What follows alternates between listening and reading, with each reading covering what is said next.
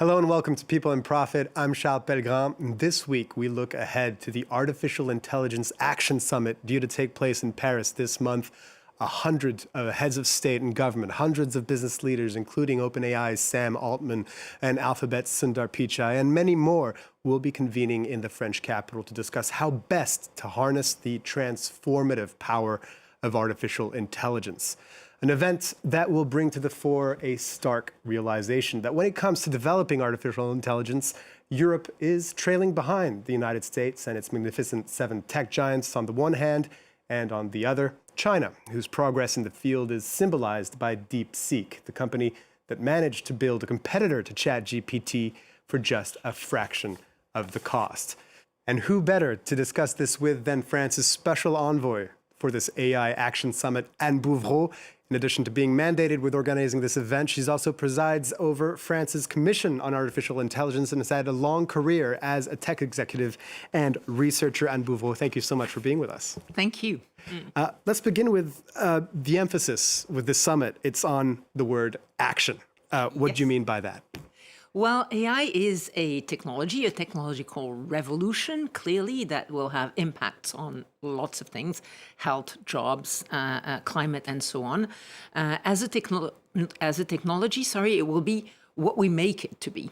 So our actions are of paramount importance. We need to protect people against the risk, and we need to act to maximize the opportunities. This summit is also an opportunity to put Europe at the heart of the AI conversation. France's AI Commission, which you co-chaired, handed its report over to the government back in March, and it called for a rapid and significant boost in AI investment, and underlining the point by saying that the United States invests 3 to 4 times as much per capita in that field than France. The country has since been mired in political turmoil. How has this affected your hopes of seeing these investments that you think are needed? I still think they're needed. I'm very heartened by the fact that we have actually a great pack of startups and unicorns in France. We have great talent, researchers, engineers, PhDs.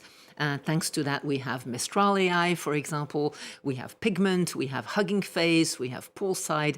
We have a number of great startups and unicorns, and adoption is really proceeding in a good way, although it could be even higher. This is something that we want to highlight at the summit. And this is also something where Europe is waking up and is really now, with the new commission, post the Draghi report, really seizing the moment and wanting to invest in and innovate in the area of AI in particular. It's still very much, in a way, aspirational compared to the United States, for instance. There's this big question, where are the European tech giants? And the common argument, at least stateside, about this is that Europe is too focused on regulation, not focused on innovation enough. Is that really the problem? Is that the way to frame this issue? I think there's been a lot of focus on values and on trustworthy AI, and now there's a really welcome focus on innovation, and not to innovate just to innovate, but innovate in a responsible way, in a way that's aligned with the societies that we want. So we already have announcements that have been made by the European Commission and by France on computing centers. And there's one called Jean Zay in France. The new one is called Alice Recoq. It's great because it's the name of a woman, a researcher. And there are more announcements that will be coming. The numbers that you quoted from DeepSeek on the one hand and the US announcements on the other hand, they actually show that there's quite a breadth of numbers. And there is an opportunity somewhere inside that bracket to do meaningful things. And this is where Europe can play, and this is where France already plays quite a strong role. What would help in this global race or competition for AI is to have a common set of rules, a common framework, and that's one of the central themes of the AI Action Summit. It's a global AI governance. How do we come up with a common set of guidelines in such a divided geopolitical climate? We've seen Donald Trump revoke Joe Biden's initial framework for AI safety, go at it alone with his Stargate $500 billion investment there.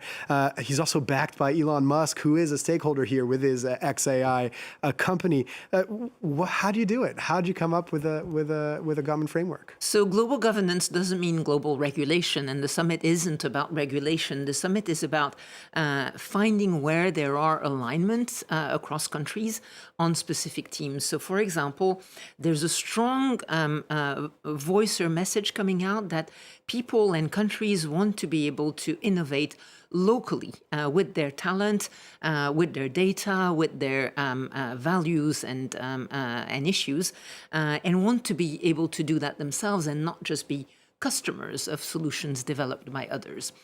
This is a consensus that I think will be voiced in Paris, and this is why we're really looking for a governance that is focused on the ability to have sovereign, inclusive AI developed in a number of countries.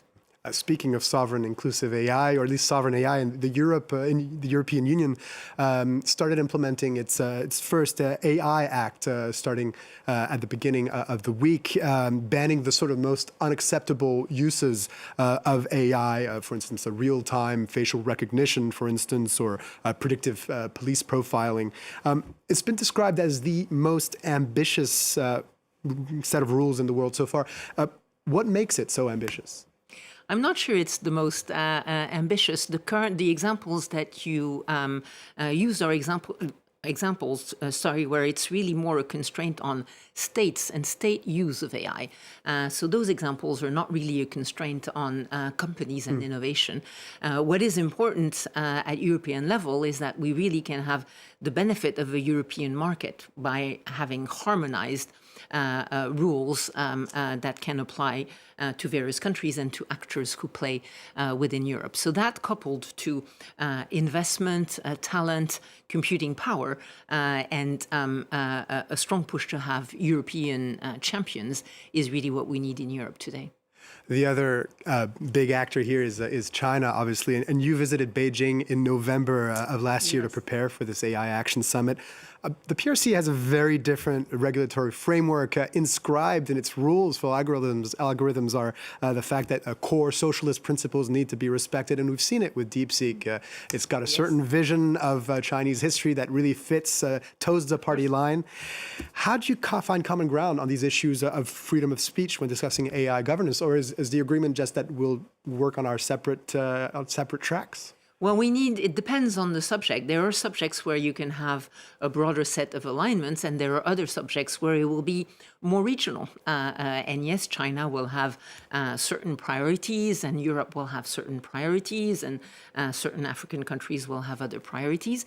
This is something that we need to work with and still try to find areas of consensus. For example, in terms of AI and work, I think there's a pretty broad consensus that we need to do everything to train people, to get people to experiment, and to be able to use AI as tools so that they can move forward in this revolution.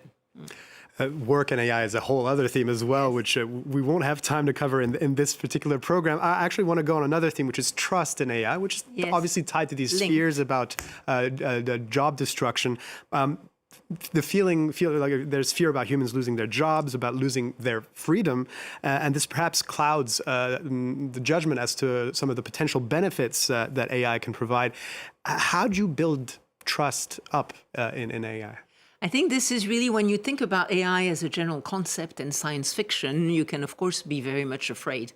It's important to bring things to a more concrete level and to have an opportunity to test, to discuss. One of the initiatives that we've launched in France is those AI cafes where people can go and ask questions, experiment, test.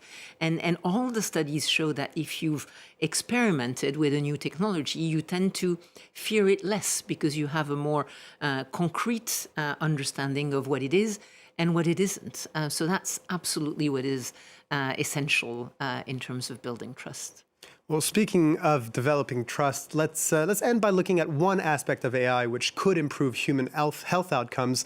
In the lead up to the AI summit in Paris, a 2-day hackathon was organized, bringing together some of the best minds in tech and medicine to see how AI could help treat brain cancer. France 24's tech editor Peter O'Brien reports.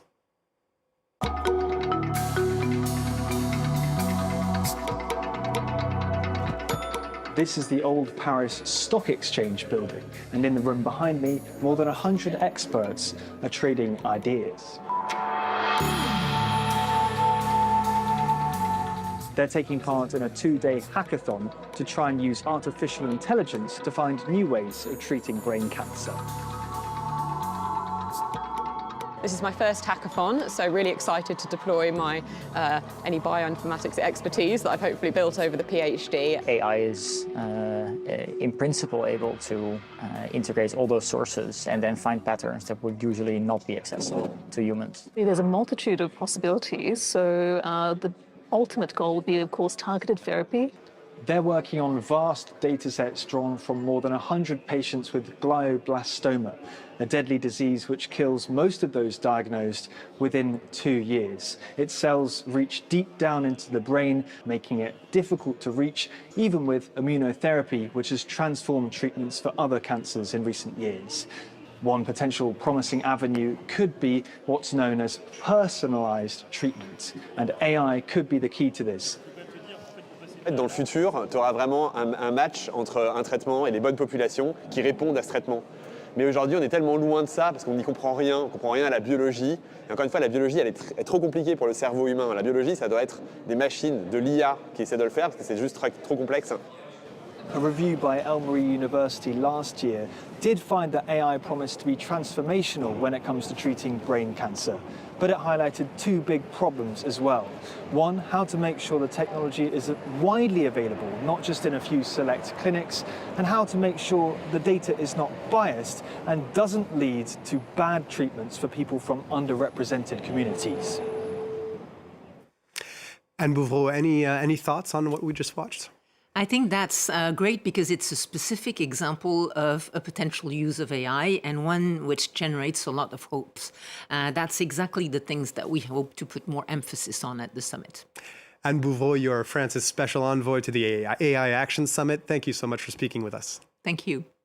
And that's all we have time for this week. Thank you for watching. As usual, you can watch all of our previous shows on France24.com and listen on the podcast platform of your choice. Just search for People and Profit. Stay tuned.